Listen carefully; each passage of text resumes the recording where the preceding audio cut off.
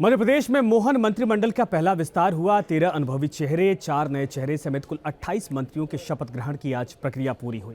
भोपाल में मंत्रियों की ताजपोशी के संकेत 24 के लिहाज से बेहद खास हैं, क्योंकि वक्त कम है और डबल इंजन की गाड़ी को फुल स्पीड से दौड़ाने की चुनौतियां हैं।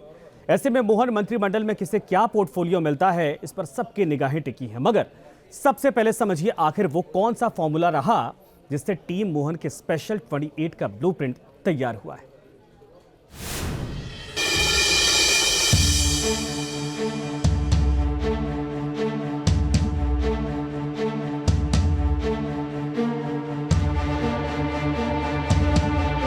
प्रधानमंत्री जी का हमेशा से आग्रह रहता है कि नया पुराना कुछ नहीं होता है, काम करने वालों को मौका मिलना चाहिए।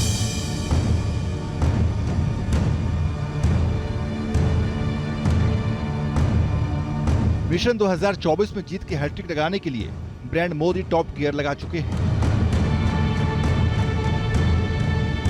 2019 से भी प्रचंड जीत के लिए टॉप टू बॉटम एक फ्रंट को साध चुके हैं और बीजेपी में मोदी मंत्र का पहला असर दिखा। राजधानी दिल्ली से 800 किलोमीटर दूर भोपाल में, जहां सरप्राइजिंग सीएम फेस यानी मोहन यादव की सरकार में नए चेहरों और अनुभवी चेहरों की एक साथ एंट्री कराई गई।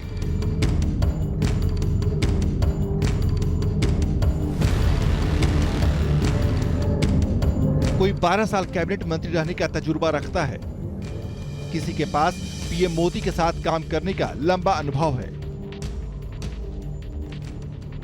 मैं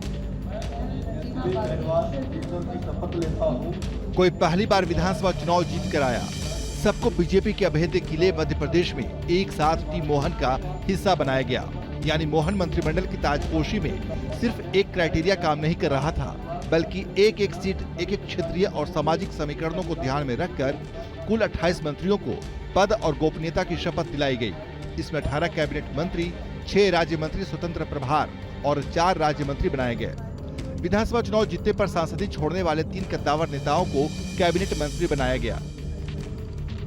टीम मोहन में सबसे सरप्राइजिंग फैक्टर है कद्दावर चेहरों का सरकार में शामिल होना। कैलाश विजयवर्गीय, प्रद्युम्न सिंह तोमर, उदय प्रताप सिंह जैसे दिग्गज जिनके पास लंबा राजनीतिक अनुभव है, वो टीम मोहन में शामिल हुए। सीएम मोहन यादव नई टीम पर फुल ऑन कॉन्फिडेंट है और दम भरते हैं कि हम लोग टीम स्पिरिट के साथ मोदी विजन को आगे बढ़ाएंगे। समन्वय करते हुए मध्य प्रदेश की सरकार के लिए मंत्रियों का, क्षेत्र के, अंचल का, सभी समाज का, सभी का यथासंभव प्रयास किया गया और जो बचे हैं उनको भी शीघ्र मेरी मंत्रिमंडल में माननीय प्रधानमंत्री जी का हमेशा से आग्रह रहता है कि नया पुराना कुछ नहीं होता है, काम करने वालों को मौका मिलना चाहिए। और मुझे इस बात की प्रसन्नता है कि माननीय मोदी जी के नेतृत्व में निश्चित रूप से नया मंत्रिमंडल नए रिकॉर्ड बनाएगा। खास बात यह है कि भोपाल टू दिल्ली 12 दिनों से जारी महामंथन में बीजेपी लीडरशिप ने समाज के सभी वर्गों को साथ लिया। सभी वर्गों में 49% ओबीसी हैं। सीएम मोहन यादव ओबीसी समाज से आते हैं। 11 मंत्री भी ओबीसी समाज से बनाए गए। मोहन मंत्रिमंडल में 6 मंत्री एससी वर्ग के हैं, 4 मंत्री आदिवासी समाज के हैं। कि अभी मोहन जी के नेतृत्व में पूरा टीम वर्क मध्य प्रदेश को बहुत आगे बढ़ाएंगे और मोदी जी का आशीर्वाद है, क्योंकि डबल इंजन की सरकार जिस तरह से काम कर रही है और मोदी जी जिस प्रकार हर चीज़ को बहुत बारीकी से देखते हैं, हमें उनका मार्गदर्शन भी मिलेगा, उनके अनुभव का लाभ भी मिलेगा और निश्चित रूप से मध्य प्रदेश एक बहुत तेज गति से विकास करेगा, ये हमें विश्वास है। यूं तो 163 सीटें जीतकर मध्य प्रदेश में बीजेपी ने इतिहास रच दिया और इसी स्ट्राइक रेट को लोकसभा तक बढ़ाने या यूं कहें राज्य की सभी 29 लोकसभा सीटें जीतने के लिए बीजेपी ने होमवर्क फाइनल करना शुरू कर दिया। मंत्रिमंडल पूरी तरह संतुलित है और क्षेत्रीय आवश्यकताओं को भी ध्यान में रखा गया है। गुड गवर्नेंस डे पर जो सरकार आज पूर्णता के साथ आकार ले रही है, वो प्रधानमंत्री नरेंद्र मोदी जी के नेतृत्व में, उनके मार्गदर्शन में और मुख्यमंत्री मोहन यादव जी के अगुवाई में अपने सभी साथियों के साथ मध्य प्रदेश को सुशासन देगी।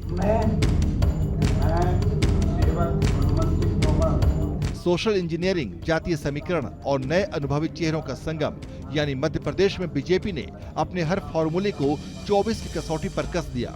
ऐसा इसलिए क्योंकि यूपी, गुजरात के बाद मध्य प्रदेश ही बीजेपी के लिए वो अभेद्य किला है जिसने बीजेपी के स्ट्राइक रेट को बम्पर उछाल दी। मोदी युग में बीजेपी ने मध्य प्रदेश की छिंदवाड़ा सीट छोड़कर सभी सीटें जीतने में कामयाब रही। ऐसे में इस बार मिशन क्लीन स्वीप प्लान पर आगे बढ़े बीजेपी के लिए मोहन और उनके मंत्रिमंडल को खरा उतरना होगा।